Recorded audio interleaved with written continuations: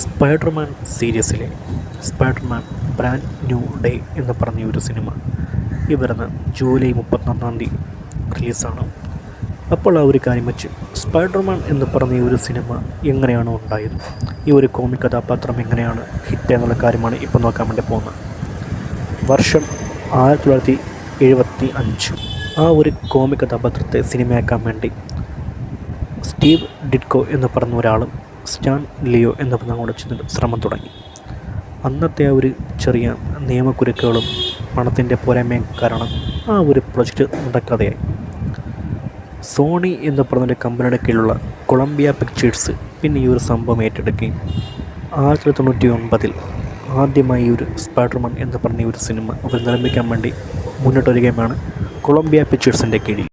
Toby Maguire എന്ന് പറഞ്ഞാണ് ആദ്യമായി പീറ്റർ പാർക്കർ എന്ന ഒരു കഥാപാത്രത്തിന് വേഷമിട്ട് അതിൽ സ്പൈഡർമാനായി അവതരിപ്പിച്ചു.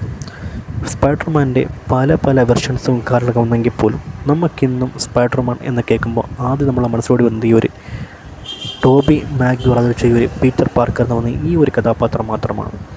ഈ സിനിമ ആ ഒരു 2002 ഇറങ്ങിയ സമയത്ത് വലിയ വാണിജ്യപരമായിട്ടുള്ള വിജയം നേടുകയും പിന്നെ സൂപ്പർ ഹീറോ സബ്ജക്റ്റുകൾക്ക് ഒരു പിൻബലം കൊടുക്കുകയും, കാരണം ഇത്തരത്തിലുള്ള സൂപ്പർ ഹീറോ സബ്ജക്റ്റുകളെ കൊടുത്ത് തന്നെ മനുഷ്യന്മാരോട് ഏറ്റെടുക്കുന്ന കാര്യങ്ങളും ഈ ഓഡിയൻസ് സപ്പോർട്ട് ചെയ്യുന്ന കാര്യങ്ങളെ കൊണ്ട് ഈ സിനിമ ഒരു വലിയ വിജയമായി മാറുകയായിരുന്നു.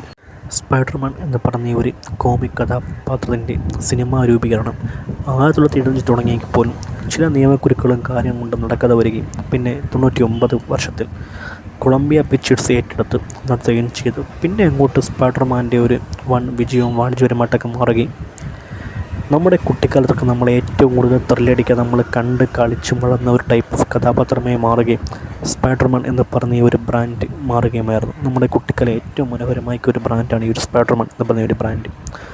അതുമാത്രമല്ല, മറ്റ് സൂപ്പർ ഹീറോകളെ അപേക്ഷിച്ചും പ്രത്യേക ഒരു ഫാൻ ബേസ് ഉള്ള ഒരു സൂപ്പർ ഹീറോ ആണ് ഈ സ്പൈഡർമാൻ എന്ന് പറഞ്ഞ ഒരു കഥാപാത്രം. ടോബി മാഗ്വയർ എന്ന് പറഞ്ഞ ഒരു ഒരാളെയാണ് നമുക്ക് സ്പൈഡർമാനെ കാണാൻ വേണ്ടി പറ്റുന്നത്.